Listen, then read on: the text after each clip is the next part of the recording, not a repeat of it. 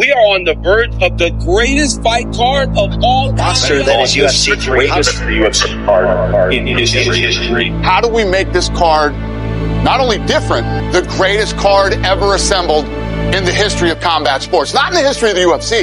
In the history of combat sports, there has never been a card that was better than this, top to bottom. क्या Dana white ने सही कहा था? UFC 300 history का best card बन सकता है क्योंकि इसमें इस कैलिबर के फाइटर हैं from early prelims to main card.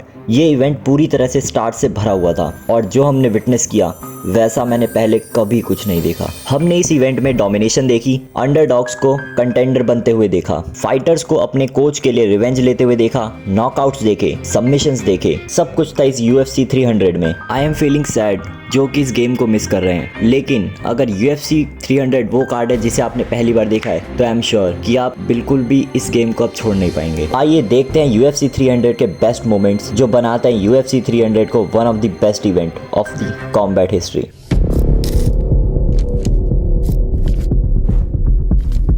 Max Holloway finishes Justin at the last second of the fight. To be honest, जब ये फाइट अनाउंस हुई थी तो आई नेवर थॉट कि इस फाइट का रिजल्ट कुछ ऐसा होगा।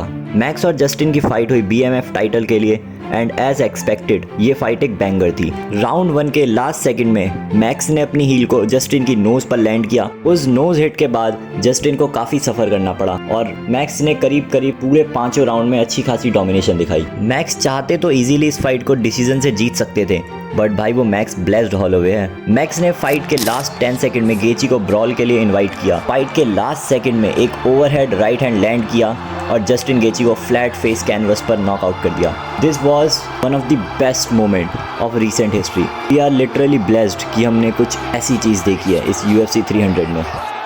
Alex Pereira finishes Jamal hill in just round 1। अगर मैं आज से 3 दिन पहले किसी को बोलता कि एलेक्स परेरा अपना टाइटल राउंड 1 में ही नॉकआउट से डिफेंड कर लेंगे तो शायद कोई मानता ही नहीं, but now this is the truth. इतनी सारी ट्रैश टॉकिंग के बाद जमाल हिल एक राउंड भी सर्वाइव नहीं कर पाए। UFC 300 मेन इवेंट में light heavyweight championship Alex versus Jamal Hill के बीच में हुई। इस फाइट के लिए सब बहुत ज्यादा एक्साइटेड थे, बट ये फाइट बिल्कुल भी कॉम्पिटिटिव नहीं थी। जमाल हिल को देखकर बिल्कुल भी नहीं लग रहा था कि वो कोई टाइटल फाइट कर रहे हैं या फिर एलेक्स को हरा भी सकते हैं। जमाल हिल ने राउंड 1 के 1 मिनट 20 सेकंड के रहते एलेक्स परेरा को एक ग्रोइन स्ट्राइक दी, लेकिन उन्होंने बिल्कुल भी उस पर रिएक्ट नहीं किया। इवन उनका रिएक्शन बहुत कोल्ड था। फिर उन्होंने उसके 5 सेकंड के अंदर ही एक लेफ्ट हैंड जो कि उनका हैंड ऑफ स्टोन है वो लैंड किया और बाकी ओपोनेंट की तरह ही जमाल हिल भी उसको बिल्कुल भी बेयर नहीं कर पाए। जमाल हिल नॉकआउट हुए, उन्हें 2-3 हैमर फिस्ट पड़ी एंड उसके बाद मैच ओवर हो गया।